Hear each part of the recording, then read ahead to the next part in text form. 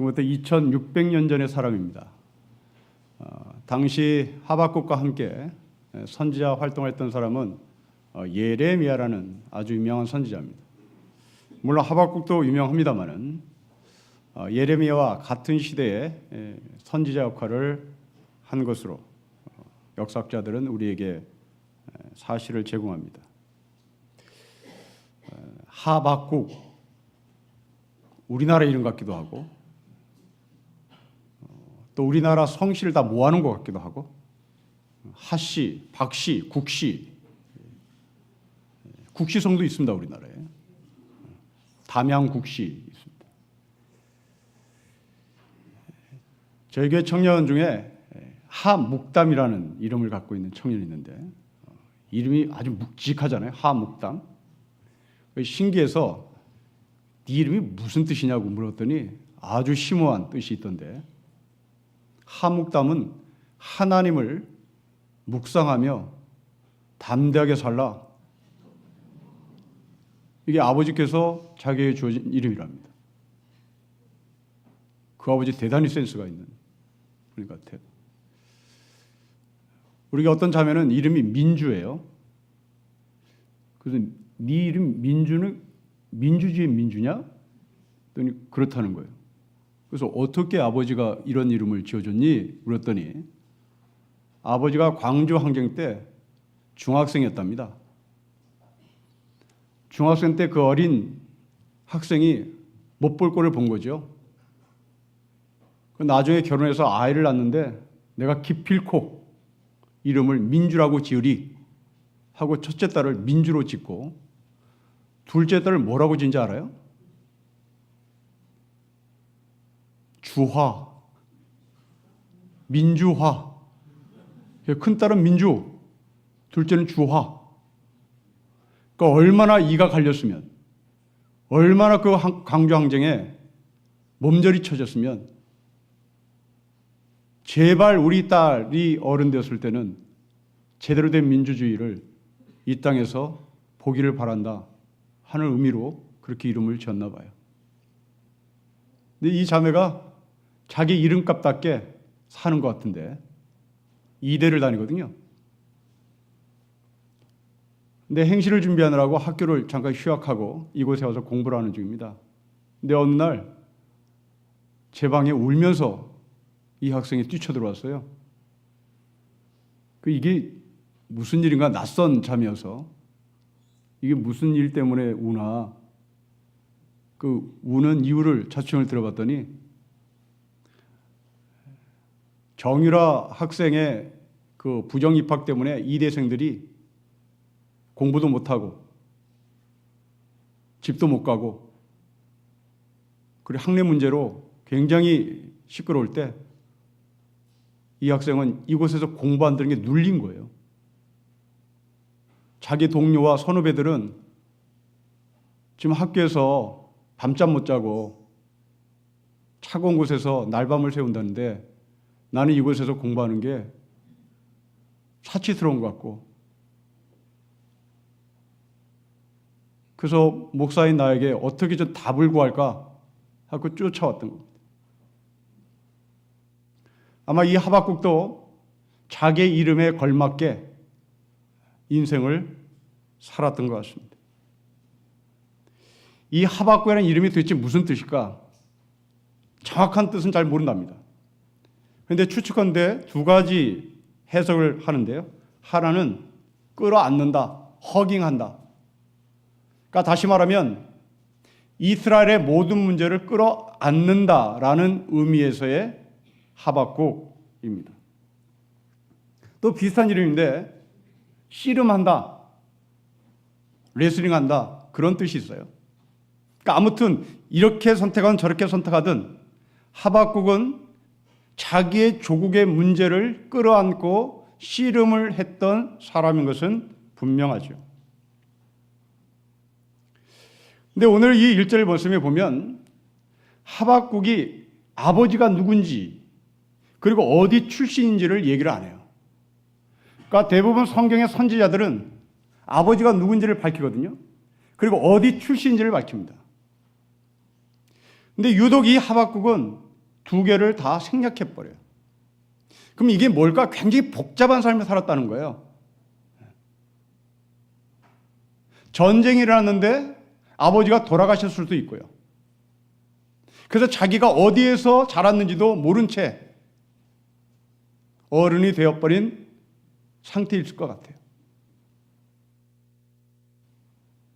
당시 이때 이스라엘을 통치하고 있었던 사람은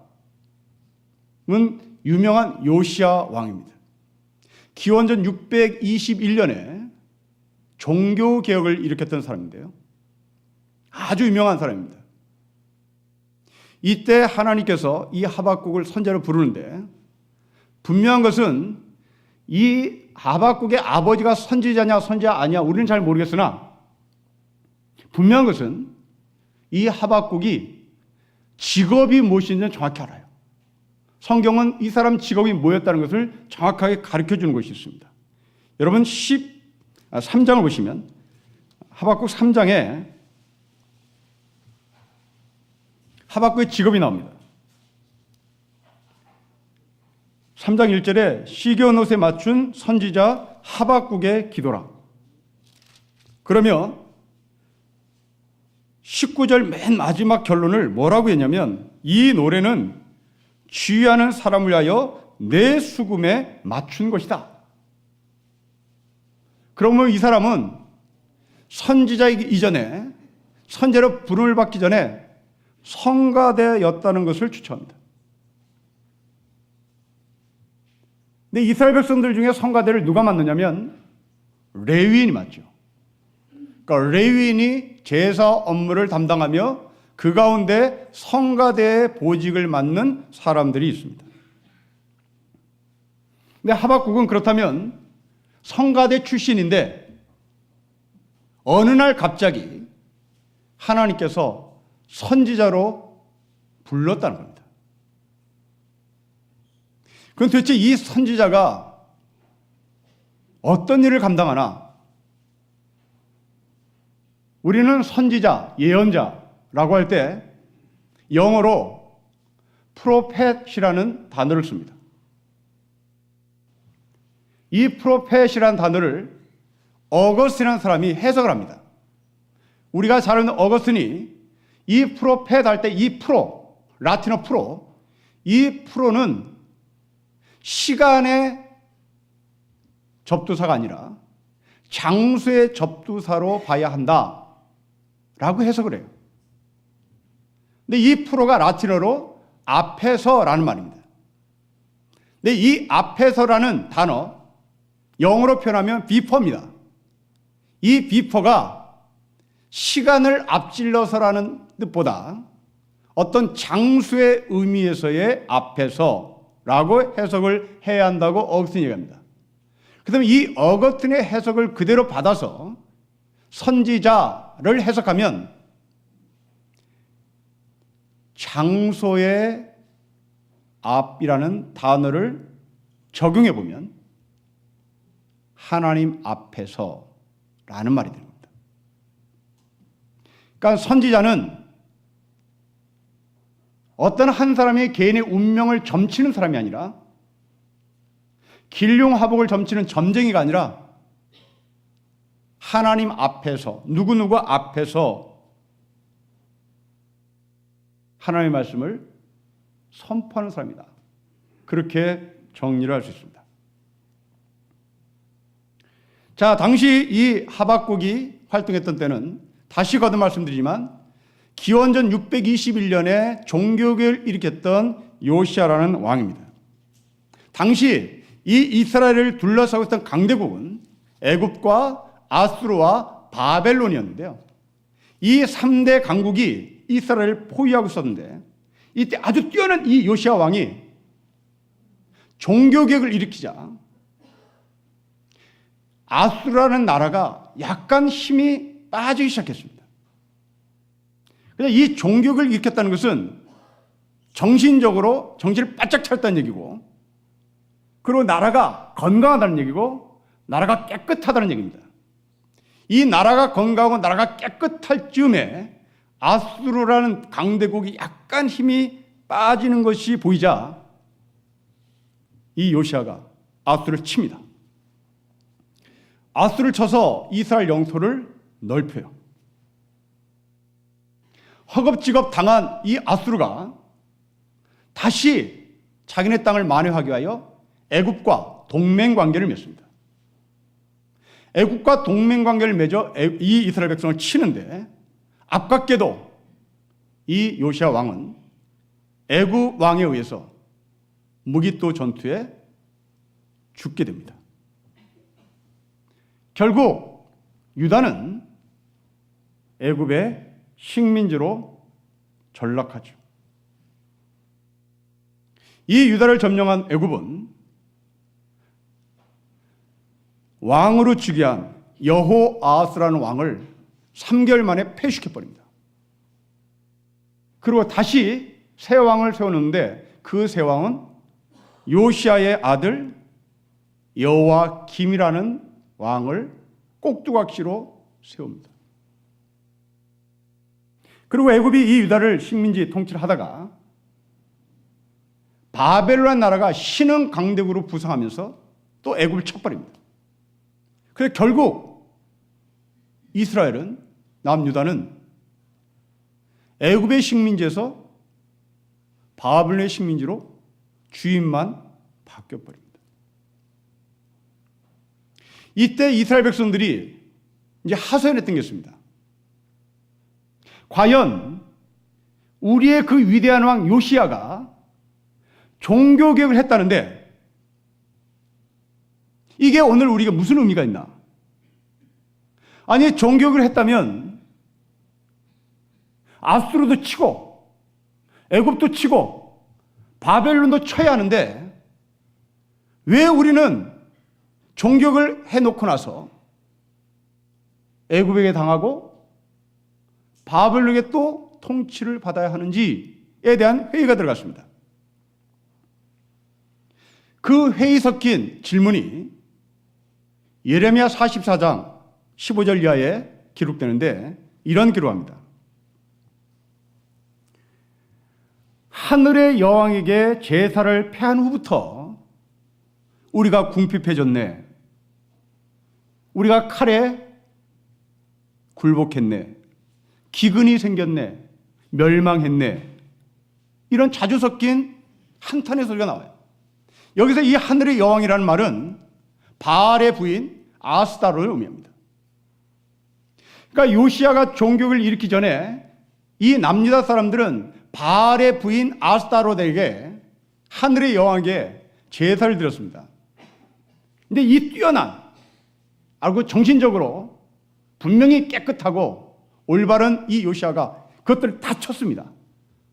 그러니까 쳤으면 이 나라가 바로 세워져야 되고, 그리고 앞으로 전진을 해서 이스라엘 백성들 이 남유다의 발전을 가져야 되는데, 결국은 요시아는 무기또 전투에서 죽습니다. 그래서 나오는 질문입니다. 우리가 하늘의 여왕에게 제사 드린 것을 패했더니 좋은 일이 있어야 되는데 망했네? 기근이 생겼네? 그러면 다시 우리는 하늘의 여왕에게 제사를 드려야 되겠구만 하고 하늘의 여왕 바알의 부인에게 제사를 드려 갑니다. 여기에 앞장섰던 사람이 바로 요시아의 아들 여호와김입니다. 이 여호와김이 다시 우상을 숭배하고, 그리고 하나님을 섬기는 자들, 의인들을 모조리 막 죽입니다. 이때 하나님께서 하박국에게 하시는 말씀이 하박국서입니다. 자, 이제 우리는 여기서 한번 질문해 봅니다. 요시아가 종교를 일으켜 나라의 기틀을, 엉망진창된 나라를 질서를 잡았습니다. 그런데 얼마 지나지 않아서 왜 이 남유다는 다시 엉망진창으로 갔나? 과연 이런 모습은 우리나라 역사에 없나? 우리나라 역사도 여전히 있습니다. 여러분, 4.19 때 우리는 중학생이, 고등학생이 총에 맞아 죽는, 그래서 기필코 민주주의를 일으켜보겠다고 많은 피를 흘렸습니다. 그런데 덜러동 다른 사람이 꿰차갔습니다. 이것을 가리켜 우리는 죽서서 개준 거죠. 죽서서 개준 이 상황은 어떻게 보면 너무너무나 그 희생당한 사람 앞에 부끄러운 표현일지도 모르겠습니다. 아무튼 표현할 길이 없어서 표현할 길이 없으니 죽서서 개준 거죠. 중학생이 죽고 고등학생이 죽습니다. 여학생이 죽었습니다. 이한이라고 하는 연대 학생이 체류탄마에 죽고 난 이후에 6.29라고 하는 직선제를 얻어냈습니다. 죽었죠. 그런데 덜러덩 야합한 군부의 후배들이 또 먹어버렸습니다. 아마 지금 이 요시아가 잘 해놨는데 그야말로 죽을 썼는데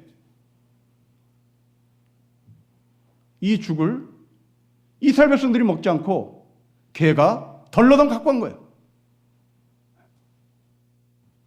자, 이럴 때 우리는 질문합니다.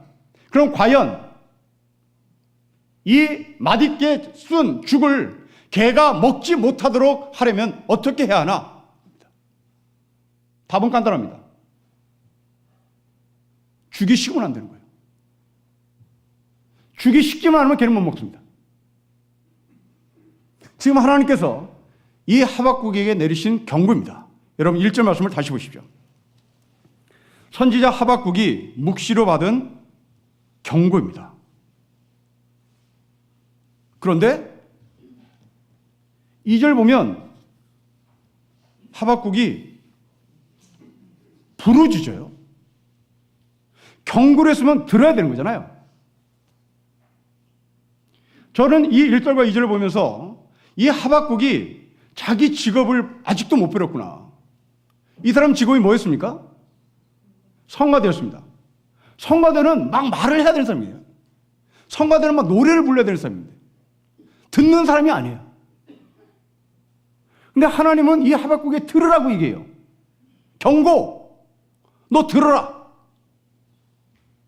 근데 이 하박국은 직업이 성가대였던 사람이라 듣지를 않아요. 그러면 뱉어요. 여러분 왜 이 하박국이 이렇게 외칠까요? 그리고 왜 하나님은 이스라엘 백성들에게 경고할까요? 그 경고가 뭘까요? 그 경고는 바벨론에 의해서 완전히 짓밟힌 남유다의 상황, 그것을 찝는 겁니다. 요시아가 잘 해놓은 거, 요시아가 맛있게 죽을 써놓은 거, 이 죽을 내일은 누가 먹었나? 그러면 왜 이 죽을 바벨론이 먹게 했나? 대체 니들은 뭔가? 이 외침이죠. 이게 경고입니다.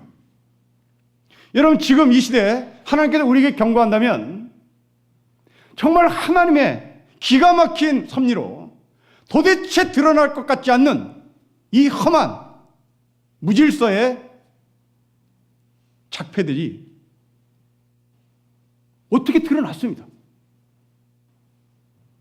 어떤 누구도 이런 일이 벌어질까는 꿈에도 생각 못했습니다. 의도적으로 알려고 한 것도 아니에요. 그냥 막 줄줄이 나왔습니다. 이때 하나님께서 1절의 말씀을 통하여 우리에게 전달하는 경고가 뭘까요? 니들은 죽 서서 또 개줄래?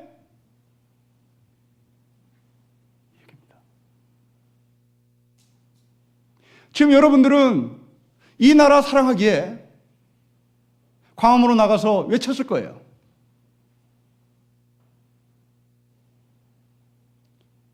죽 쓰고 있는 겁니다. 정말 맛있는 죽을 쓰고 있는 거예요. 그러나 그 죽이 식어버리면 누가 낼름 먹어요. 우리는 그것을 당해봤어요. 4.19 때 당해봤고 6.29 때 당해봤고 여러분, 우리의 신앙도 마찬가지입니다. 우리가 하나님의 뜻대로 살아요. 하나님의 뜻대로 살았는데 세상은 우리가 그렇게 잘 싸운 믿음을 순간 낚아채가요.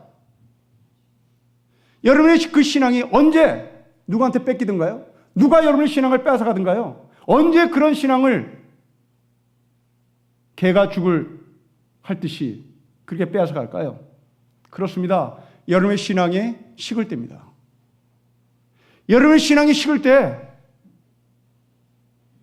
개는 그 죽을 핥아 먹어요. 우리가 이런 경험을 한두 번 한 게 아닙니다. 이것은 나라뿐만 아니라 우리 개인의 삶도 마찬가지입니다. 여러분들 신앙이 식었을 때 그 죽을 개가 먹기를 탐하는 거죠. 이때 하나님께 경고합니다. 너 왜 죽 뺏겼어? 지금 네 죽이 어떤 상태인지 한번 와 봐봐.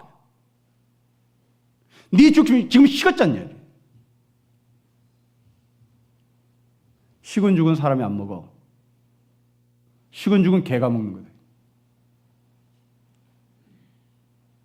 인간은 따뜻한 죽을 먹어. 인간은 뜨거운 죽을 먹는다고.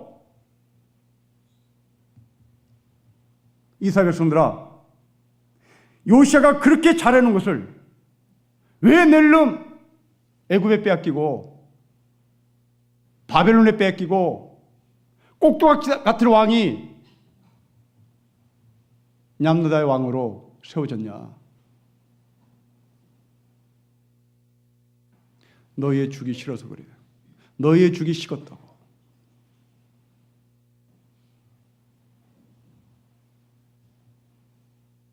성령의 충만함은 우리가 상식적으로 뜨거움을 요구합니다. 성령의 충만함은 그 뜨거움으로 찬송을 합니다. 그 뜨거움으로 기도를 합니다. 이 경고를 하박국이 합니다. 그런데 하박국은 그걸 듣지 않아요. 그리고 하나님 앞에 반응을 합니다. 여러분, 이 경고는 여러분을 책망하는 경고가 아니라 바로 살리고자 하는 경고고 사랑하시는 하나님의 경고이죠. 여러분 자녀들에게 경고 들어갑니다. 그 경고는 못났다는 경고가 아니라 내가 너를 얼마나 사랑하는지 알려주는 경고이죠. 저희 아이들이 어릴 때 가끔 저를 공격할 때가 있습니다. 왜 아빠는 기분 나쁘게 그렇게 말해요? 제 말투가 아주 어떤 때 대단히 기분 나쁘잖아요. 그러니까 이 꼬마 녀석들도 기분 나쁜지 아는지 아빠는 왜 맨날 말을 그렇게 기분 나쁘게 해요? 그럼 집사람이 조종에 들어갑니다. 니네 아빠가 한두 번 그렇게 말했냐? 그런데 니네 아빠는 속은 굉장히 부드러워. 겉만 그런 거야. 아마 이게 모든 아버지가, 모든 부모가 자식들에게 경고를 그런 마음으로 할 겁니다. 하나님의 경고는 그렇습니다. 하나님은 부드럽게 경고하지 않아요. 정말 정떨어지게 경고해요. 오늘 이 1절을 우리의 언어로 정떨어지게 표현해보면 너 죽 써서 개 줄래? 이 경고 들어간 거예요.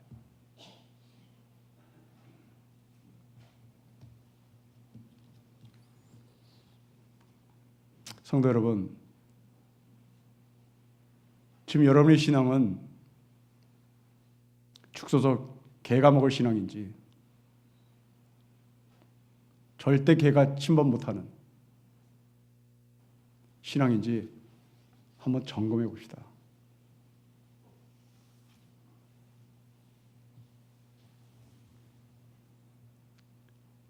하나님의 경고는 뭘까요? 너희가 겉으로는 종교를 했다고 하나 요시야 왕은 너희의 속까지는 개혁을 못했다. 겉은 했습니다. 우상을 파하고 신전을 파하고 겉으로는 다 했어요. 그러나 이스라엘 백성들은 자기 속에 있는 우상과 자기 속에 있는 그 불신앙을 파하지는 못했습니다.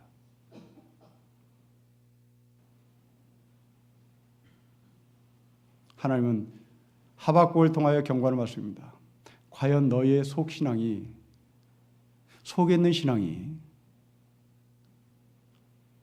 제대로 질서를 잡고 있나라는 겁니다.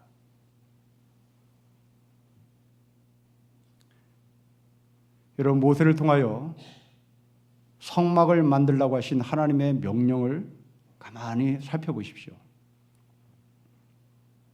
그 광야에 세운 회막, 성막은 겉으로 볼 때는 칙칙합니다. 색깔이.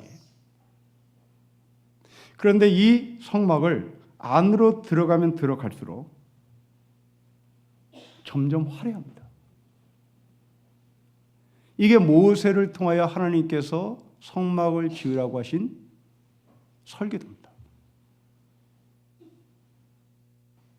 이건 뭘 말하나? 구약시대 때부터 우리의 신앙은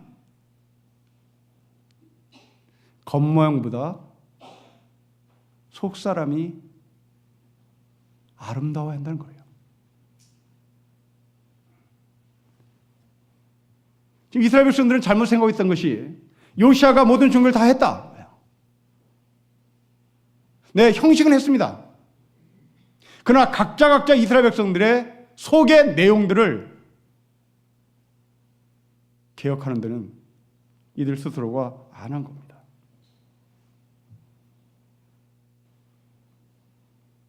우리는 1517년에 루터가 종교개혁을 했습니다. 네, 건명을 했죠. 캐톨릭의 그 교권을 파했습니다.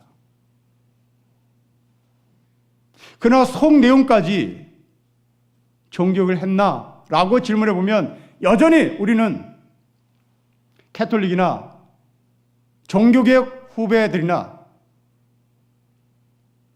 하나님을 바라보는 시각은 똑같습니다.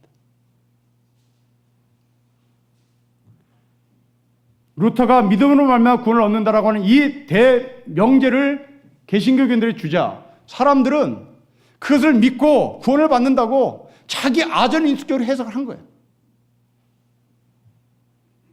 루터가요, 나중에 죽을 때 땅을 치고 후회를 한 게 있답니다. 땅을 치고 후회한 게 뭐냐면 내가 괜히 종교교육을 일으켜서 믿음으로 말미암아 구원을 얻는다는 것을 사람들에게 알려준 게 너무너무 통탄스럽다. 알려주지 말걸. 왜냐하면 믿음으로 말미암아 구원을 얻는다는 이 말을 하나 듣고 아무것도 안 한 거예요. 여기에 대한 분명한 해석을 못 해내고 거기에 내용을 채우지 못하고 나는 믿음으로 구원을 받는다니까 난 믿었어. 그리고 처리해버린 거예요. 지금 우리나라 사람과 똑같은 겁니다. 그 루터가 그토록 후회했다는 거잖아요.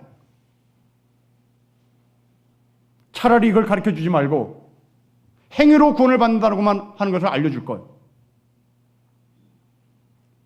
여러분, 우리입니다.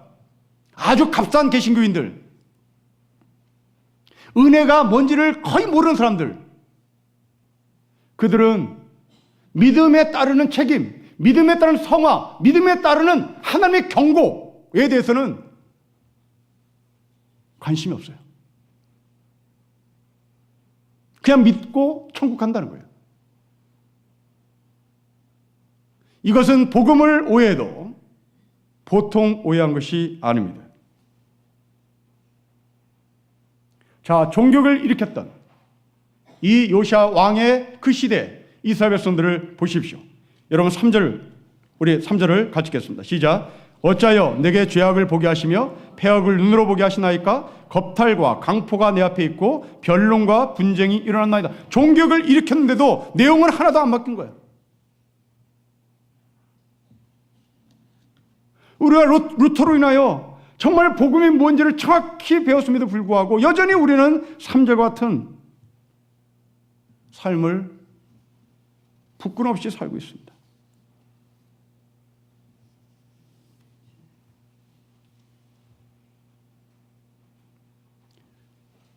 이때 하박국이 하나님께 뻗튕기며 기도를 합니다. 어떻게 보면 통곡하고 있는 거예요. 왜 죽 써서 개줬습니까? 차라리 하지나 말지. 그렇게 통곡하며 기도했던 이 하박국의 기도를 하나님께서 응답합니다. 여러분 5절을 보시면 아주 독특한 표현 하나 있습니다. 여호와께서 주시되 너희는 갑자기 복수로 바뀌어요. 1절부터 4절까지 하박국 개인이 기도를 했습니다. 그런데 하나님은 그 한 개인의 기도를 들으시고 공동체에게 응답을 해요.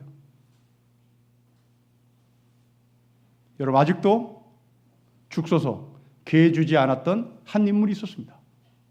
바로 그 사람은 하박국입니다.